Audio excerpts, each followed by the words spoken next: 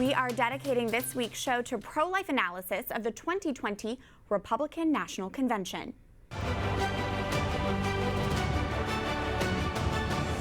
President Donald Trump formally accepts his re-nomination for a second term as the Republican presidential nominee. At the RNC convention this week, the Trump campaign prominently touted their pro-life personnel and policies.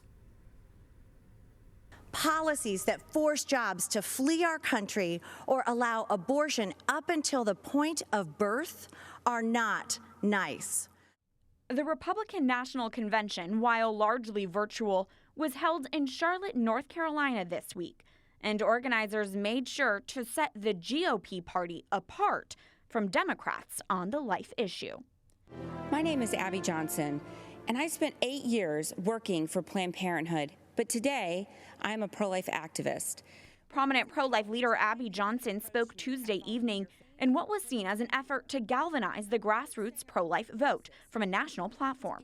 The former Planned Parenthood director, who converted to the pro-life cause and the Catholic faith, exposed in some graphic detail the time she witnessed an abortion at Planned Parenthood. Nothing prepared me for what I saw on the screen.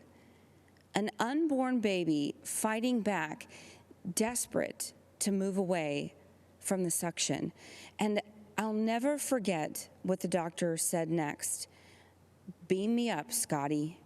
Tuesday evening also included a speech from pro-life teen Nicholas Sandman, the former Covington Catholic student who was at the center of a national controversy following the 2019 March for Life.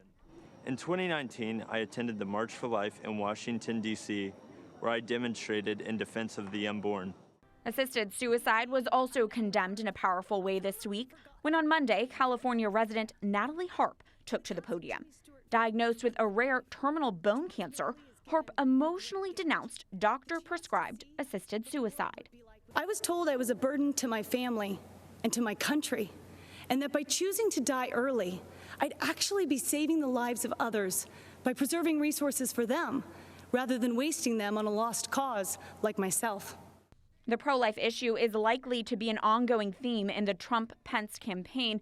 The administration has made significant pro-life achievements, which includes expanding the Mexico City policy, creating an office for conscience protection at the HHS department, enacting the Protect Life rule, and President Trump even became the first sitting president to attend the annual March for Life. Young people are the heart of the March for Life, and it's your generation that is making America the pro-family, pro-life nation. Every child is a precious and sacred gift from God. But pro-lifers say there's still more to be done. In September 2016, then Republican presidential nominee Donald Trump wrote a letter to the pro-life leaders with 4 commitments. He promised, if elected, he would be committed to nominating pro-life justices to the Supreme Court, signing the pain-capable Unborn Child Protection Act into law, defunding Planned Parenthood as long as they continue to perform abortions, and to make the Hyde Amendment permanent law. While Trump's Supreme Court nominees, Justices Neil Gorsuch and Brett Kavanaugh, received the support of top pro-life groups, the other promises have not been fulfilled. Trump's Protect Life rule does strip Title X funds away from Planned Parenthood, which totals about $60 million a year. But Planned Parenthood's federal funding of about $500 million annually has only gone up. Cassie Smedile is the Deputy Communications Director for the Republican National Committee. She also happens to be Catholic and joins us now via Skype from the RNC studio. Welcome to the show. How much did the RNC want to emphasize the pro-life issue in the 2020 convention this week? Well, it's certainly a priority issue for our voters, for our supporters, but I think for Americans, especially as you've seen the Democrats not just acquiesce to a pro-choice platform, but really a pro-abortion platform, making it mainstream to advocate for abortions up to the moment of birth and even some after that. And you have Joe Biden, who has backtracked on his long-held support for the Hyde Amendment. He says he now is okay with taxpayer-funded abortions. You also, and in the same breath, you mentioned I'm a Catholic. Joe Biden proclaims to be a Catholic, and yet now he is out there happy to tout the radical the Democrats' radical views on abortion. And that's something that every Catholic needs to know, because as we well know, you cannot be a Catholic if you espouse these radical viewpoints, on anti-life viewpoints on abortion. Prominent pro-life speaker Abby Johnson spoke at the RNC convention Tuesday night. Can you tell us about how that came together and why the RNC wanted to incorporate her specific message? Yeah, so I have to give my hats off to the president and his team, with our RNC team and our state parties who have worked to find these real voices and to make sure that this convention does emphasize so many real Americans doing extraordinary things in their lives, many of them because they feel empowered by the Trump-Pence administration and Republicans. And so there was a real emphasis to make sure that all of these great Americans had a primetime spot, literally.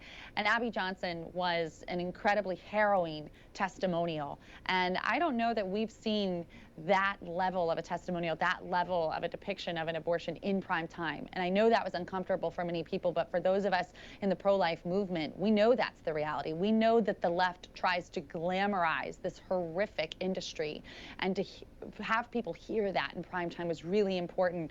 And I think it was a fantastic decision by the president and our chairwoman to make sure that that got the rightful place that it deserved, because the left, like I mentioned, is trying to say that we are making this up, that we are making it out to be more than what it is, that Planned Parenthood is just trying to offer health care to women. And to hear her say that she had her quota doubled for how many abortions her specific office was supposed to provide, I mean, that just was nauseating. And that's what the left doesn't want you to hear. And that's what, when Joe Biden says that he's a Catholic, that's why that flies in the face of that statement, because how can you be a Catholic and support this industry, which he has added his support for?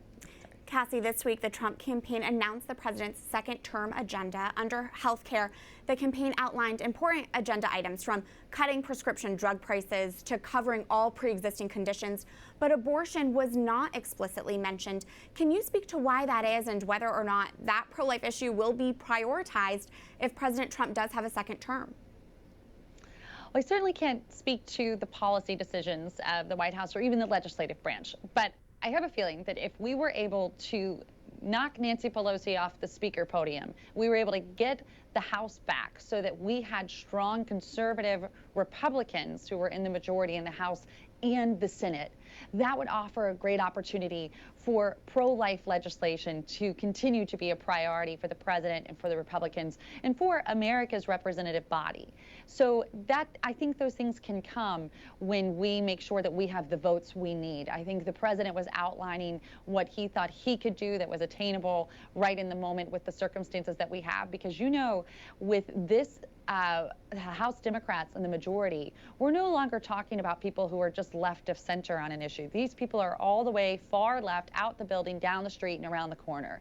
They are radicals. And so we've got to make sure that we are getting the right people in Congress to help propel the administration's priorities, which, as we know, are the vast majority of Americans' priorities. The vast majority of Americans fundamentally disagree with the left's radical position on abortion. And Cassie, the RNC did not release a new party platform this year and opted to leave in place the one from 2016. And the 2016 RNC platform was seen as very strongly pro-life on the abortion issue. But is the RNC concerned that by not updating the platform, it will not be able to address current pro-life challenges and new pro-abortion laws? So we made the decision not to mess with the platform, to continue to use that document from 16 as our founding principles document because of coronavirus. We didn't think it was fair that such a small percentage of our governing body could be part of, could write the platform for everyone. So that makes a lot of sense to those of us who are having to deal with things, doing things a little bit differently. But rest assured, we have the most pro-life president, certainly in my lifetime, some would say in the history of our country. And the underlying principle of this party is that we are pro-life. And we have a president who fights for that and stands up for pro-life. We are the pro-life generation. He hears that. As you mentioned, he's the first sitting president to attend the March for Life.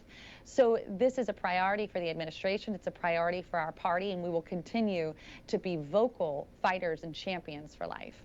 Cassie Smedile with the Republican National Committee, thank you for your time. Thank you.